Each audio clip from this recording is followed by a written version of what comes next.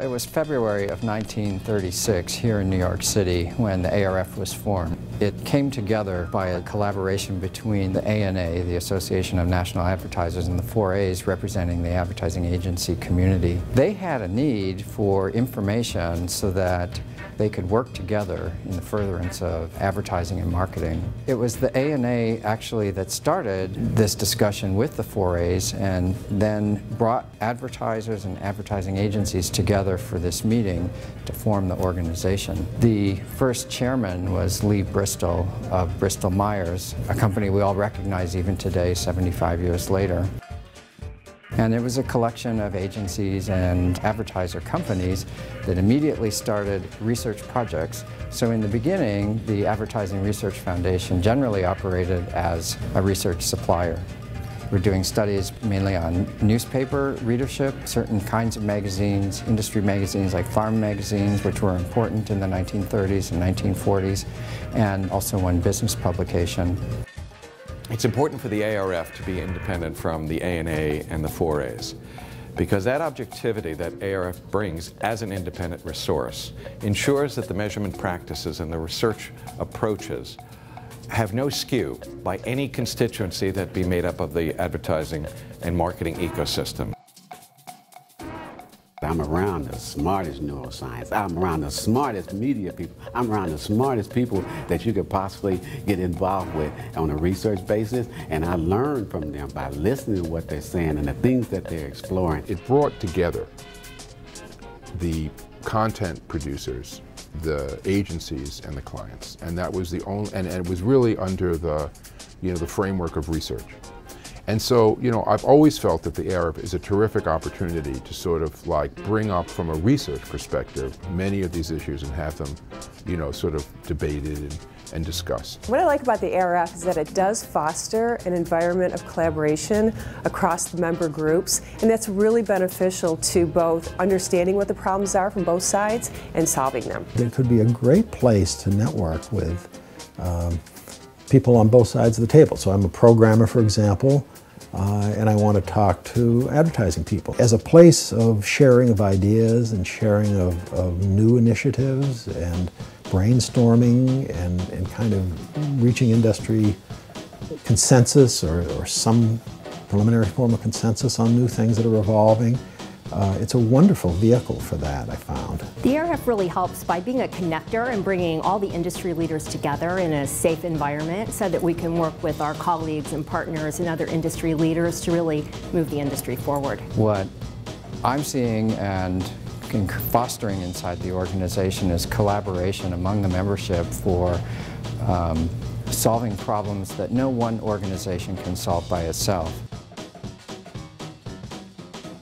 Our members rely upon ARF to be that central point of authority, to be the research authority, as its title says. And as the research authority, it needs to be the undisputed voice to be able to ensure that the measurement has its integrity, and our members rely upon that. Just recently, we had the NeuroTrials Summit in New Jersey, where we had several vendors with competing solutions. Some research professionals to serve as objective evaluators to help understand what are the strengths and weaknesses of these systems, and advertisers all getting together, able to work together and collaborate. And that's really what the ARF is about, is being able to move those issues forward as in a collaborative way. The principles of research have remained the same forever. They're in the bylaws, what the ARF is charged to do. What's changed is the focus. We started out doing print research because that print was the media. Today we're working on the internet, in between all the electronic media that comes along. So the applications, we deal with the same problems in the 1950s as we have in the year 2000. But the focus changes. For the first time in some agencies, creatives calling me up and saying, I've got this client, and I think they need to have some research done. Would you come work with us? And he said, usually it's the client that brings us in and the agency saying, well, thanks, but don't call us, we'll call you. But it's a very different world. I think everyone owes the ARF a debt of gratitude for rallying the industry behind advertising at that point and allowing us to demonstrate to the skeptical finance officers of the major corporations that advertising really did pay off. I think accuracy and reliability of measurements will continue to be a focus, because as phenomena get smaller, they're harder to measure than is a big phenomenon. And the world is getting into micro pieces, and it's going to be harder and harder to measure them well over time. Measurement was its remit from the beginning and needs to remain ARF's remit.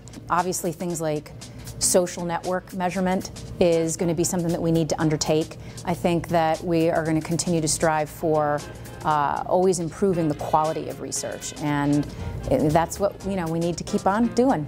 The big change in the media environment and the introduction of social networking and the cross-platform research and the complexity of the media world, the complexity of the consumer interaction is only going to become more and more a challenge to marketing organizations.